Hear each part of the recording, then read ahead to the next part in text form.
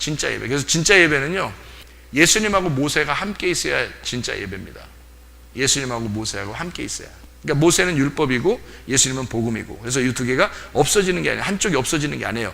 이 모세의 율법을 예수님이 완성을 시켜야 되기 때문에 율법과 이 예수님의 복음이 하나가 돼야 돼요. 이게 예배라는 겁니다. 그래서 레위기 2장 13절을 한번 찾아봐요. 레위기 2장 13절. 레위기 2장 13절. 레위기 2장 13절을 보면 이렇게 돼 있어요. 뭐라 돼 있냐면 내 모든 소제물에 소금을 치라. 내 하나님의 언약의 소금을 내 소제에 빼지 못할지니 내 모든 예물에 소금을 들을지니라. 자, 소제물, 모든 소제물이라고 돼 있죠, 그죠? 소제물에 뭘 치라고요? 예, 소금을 치라 이렇게 돼 있어요. 소제물에 소금을 쳐라. 그러면 소제물이라는 것하고 소금이라는 게 있죠. 어떤 게 더 핵심인 거예요?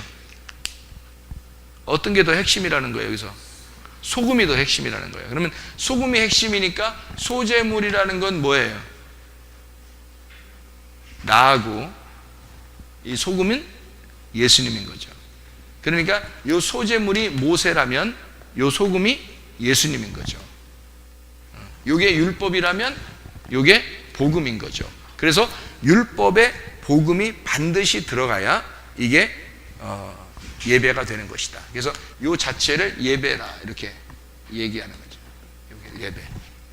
두 개 같이 있어요. 그러니까 요거는 모세와 예수님이 같이 있어야 된다. 그런 얘기가 되겠죠. 그죠? 그거 하나만 더 찾고 마칠까요? 말라기서 3장 8절입니다. 말라기서 3장 8절. 말라기 3장 8절. 말라기 3장 8절 봐봐요. 사람이 어찌 하나님의 것을 도둑질하겠느냐. 그러나 너희는 나의 것을 도둑질하고도 말하기를 우리가 어떻게 주의 것을 도둑질하였나이까 하는도다. 이는 곧 11조와 봉헌물. 두 개가 나오죠. 예, 두 개가 나와요. 분명히 하나가 나오는 게 아닙니다. 원래 말라기 3장 보면 여러분은 늘 11조에 대한 얘기만 생각하죠. 그죠? 말라기 3장 보면. 근데 아니에요. 두 개가 같이 나오는 겁니다. 11조라고 하는 것하고 예배를 드릴 때 11조하고 봉헌물이 같이 있어야 된다 이렇게 돼 있잖아요. 봉헌물. 그러면 11조가 누구예요? 예수님이고 봉헌물은 율법, 나하고요. 그러니까 율법과 복음이 같이 있어야 된다. 이런 얘기인데요. 3장 10절을 봐봐요. 3장 10절. 3장 10절에 잘 봐봐요. 뭐라고 돼 있나? 만군의 여호와가 이르노라 너희의 온전한 11조를 창고에 들여 나의 집에 양식이 있게 하고 그것으로 나를 시험하여 내가 하늘 문을 열고 너희에게 복을 쌓을 곳이 없도록 붙지 아니하나 보라. 자, 여기서 뭐라고 했어요? 온전한 11조를 드리라 했죠. 왜? 8절에는 11조와 봉헌물이라고 돼 있고 그 다음에 10절에는 온전한 11조라고 돼 있고 왜 여기서 앞에서 11조와 봉헌물이라고 했으니까 여기 두 개, 여기 10절에서도 11조와 봉헌물을 드리라 이렇게 해야 되잖아요. 그죠? 그런데 여기서는 봉헌물 뺐죠. 빼고 11조라고 얘기했죠. 그죠? 그러니까 복음의 예수님에 대해서 이 얘기를 하려고 하는 거예요. 그러니까 하늘의 양식, 하늘의 창문이 열려서 내려오는 건 누구 때문이에요? 11조라는 예수님 때문이라고. 11조라는 예수님 때문이에요. 그러니까 사람들은 자기가 11조라는 이 땅에서 돈을 계산해가지고 10분의 1을 갖다가 계산해서 그걸 드리면 뭐 하늘문이 열려서 막 내려올 줄 알아요. 그런 의미가 아니에요. 그거는 다 그림자라고. 이거는 어차피 이 땅에서 나를 잃어버리는 행동이고요. 10의 1조, 성경에 보면은 10의 1만 돼 있는 게 아니라 5분의 1이 돼 있어요. 이게 10분의 2입니다. 5분의 1 제도를 애굽에서 요셉이 양식을 갖다가 나눠줄 때 그 제도를 정한 게 있어요. 그게 5분의 1 제도입니다. 5분의 1 제도. 창세기에 나와 있는 그렇게 5분의 1 제도가 있는데 그게 10분의 2죠. 그러니까 이렇게 되죠. 어떻게 보면 10분의 2라고 하는 게요. 5분의 1이라는 것인데 이게 하나는 예수님, 하나는 나. 그래서 온전한 나와 온전한 예수님을 하나로 이게 10분의 2고 이게 5분의 1 제도예요. 그런데 율법 안에서의 한 분, 예수 그리스도를 말하는 거죠. 그 말씀 안에서 안식을 주는 한 분이에요. 그 안식년이 몇 년에 한 번 일어나죠?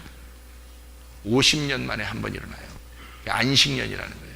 안식의 한 분, 예수 그리스도가 핵심인데 11조와 봉헌물이라고 되어 있는데 10절에는 온전한 11조라고 되어 있잖아요. 그러니까 다시 말하면 예수 그리스도를 통해서 하늘문이 너에게 열려서 내려오도록 그 예수를 네가 분명하게 깨달아야 된다는 것을 얘기하는 거예요. 그 예수를 분명하게 깨달아야 된다. 그 예수가 어떤 분이냐 하면 요한복음 1장 14절에 말씀이 육신이 돼서 오신 예수님이다. 그래서 이 예수님은 육체가 사망하고 그 사망을 경험해야 되는 내가 예수 말씀의 부활을 아는 내가 돼서 내가 예수의 말씀들이 되면은 온전한 11조가 된단 말이에요. 그러니까 그렇게 된 사람만 온전한 11조를 드리게 되고 그 사람들만 하늘의 문이 열리게 되겠죠. 하늘 문이 열린다는 말은 뭐겠어요? 이게 하늘 문 열린다는 거는 하늘 문이 온전한 11조 드리면 하늘 문 열린대요. 그 하늘 문이라는 게 뭐겠어요? 뭐가 열린다는 거예요? 말씀이 열린다는 뜻이에요. 하나님이 줄 게 뭐 있어요? 우리한테 하나님 여러분한테 줄 게 뭐 있어요? 말씀밖에 없죠. 말씀이 하나님인데 하나님이 자기가 말씀인데 그 문을 열어서 주려면 뭘 주겠어요? 말씀을 주는 거예요. 그러니까 교회라고 하는 것은 진짜 하늘의 문을 열고 하늘의 말씀을 여러분에게 전달하려고 있는 곳이 교회예요. 교회로 왔다고 하는 것은 여러분 하나님의 말씀을 들으려고 온 겁니다. 하나님 말씀을. 그래서 옛날에는요 사도행전 2장에 이런 데는요 처음에 초대교회가 생겼을 때 뭐 피아노가 어딨고 뭐 드럼이 어딨고 했겠어요? 찬양이 어딨고? 없었어요. 그때는 그냥 시편을 갖다 읽었어요. 그게 찬양이었어요. 그리고 그들은 기도하는 것과 말씀 전하는 것이 기도하는 것과 말씀 전하는 것이 거룩한 것이기 때문에 그 두 가지만 했어요. 다른 거 안 했어요. 교회에서. 근데 지금은 이제 뭐 악기도 동원해서 막 찬양도 하고 그러니까 얼마나 또 좋습니까? 어떻게 보면. 근데 사실 핵심은 뭐예요? 하늘 문이 열려서 우리한테 말씀이 내려오는 거. 이게 핵심이라고요. 그래서 여러분이 말씀을 듣는 것은 굉장히 중요합니다. 이거는 말씀을 받지 못한 사람이 전달할 수 없는 얘기고요. AI가 전달할 수 없는 얘기입니다. 로봇가 어떻게 말씀을 가슴으로 깨닫고 전달하겠어요? 지식으로는 많이 입력시켜서 훌륭한 설교를 만들어내서 로봇가 말할 수 있겠죠? 근데 그거는 가슴으로 오는 얘기가 아니란 말이에요. 가슴으로 하나님을 경험한 그런 말씀이 아니라고요. 머리의 지식으로 말하는 설교라고요. 그리고 그것을 경험하지 못한 하나님의 그 하늘문이 열리지 못해서 자기도 하나님을 경험하지 못한 사람이 말을 아무리 잘한다 해서 설교를 잘한다 해서 그것은 사람들에게 아무 영향력이 없다는 거죠. 사람들에게 진짜 하늘문이 열린 게 아니란 말이에요. 하늘문이 열린 사람이 자기의 가슴으로 진짜 하나님 말씀을 깨닫고 그것을 하나님의 가슴을 가지고 말씀들이 되어 이 말씀을 하나님의 마음으로 쏟아낼 때 그게 사람들에게 영향력이 있는 거예요. 그게 생명이 되는 겁니다. 그게 생명책이 되는 거예요. 여기에 있는 글씨가 생명책이라는 게 아니고 여러분에게 그 말씀이 생명책이 되는 거예요. 여러분 안에도 그 진짜 하나님 I am that I am 하나님께서 스스로 나는 있는 자다. 나는 살아있는 자다. 내가 너희들 속에 살아있어야 한다. 네가 살아있는 나를 만나야 된다. 나는 너에게 죽은 하나님이 아니라 너에게 살아있는 자다. 나는 생명이 있는 자다. 그래서 무덤 문이 열려야 돼요. 하늘 문이 열어서 우리에게 오는 것처럼 무덤 문이 열려야 돼요. 우리에게 닫혀있던 그 무덤 문, 방주의 문도 어떻게 열려야 되는 거예요. 그래서 나오셔야 된다고. 무덤 문은 우리에게 열려야 돼요. 예수 그리스도가 무덤에 들어가서 열려 나왔죠. 무덤 문이. 그죠? 누가복음 아까 우리가 읽으려고 했던 누가복음 21장 36절 말씀이죠. 항상 기도하며 깨어 있어라. 그게 뭐예요? 무덤 문이 열려야 된다. 너 항상 기도하고 무덤 문이 열려 있어야 된다. 깨어 있어야 된다. 예수님과 함께 있는 것, 수건이 마치 열려지는 것처럼 그 고린도후서 3장 한번 읽고 마치죠. 고린도후서 3장. 고린도후서 3장 13절부터 18절까지 말씀. 고린도후서 3장 13절부터 18절까지 말씀. 우리는 모세가 이스라엘 자손들에게 장차 없어질 것의 결국을 주목하지 못하게 하려고 수건을 그 얼굴에 쓴 것 같이 아니하노라. 그러나 그들의 마음이 완고하여 오늘까지도 구약을 읽을 때에 그 수건이 벗겨지지 아니하고 있으니 그 수건은 그리스도 안에서 없어질 것이라. 오늘까지 모세의 글을 읽을 때에 수건이 그 마음을 덮었도다. 그러나 언제든지 주께로 돌아가면 그 수건이 벗겨지리라. 주는 영이시니 주의 영이 계신 곳에는 자유가 있느니라.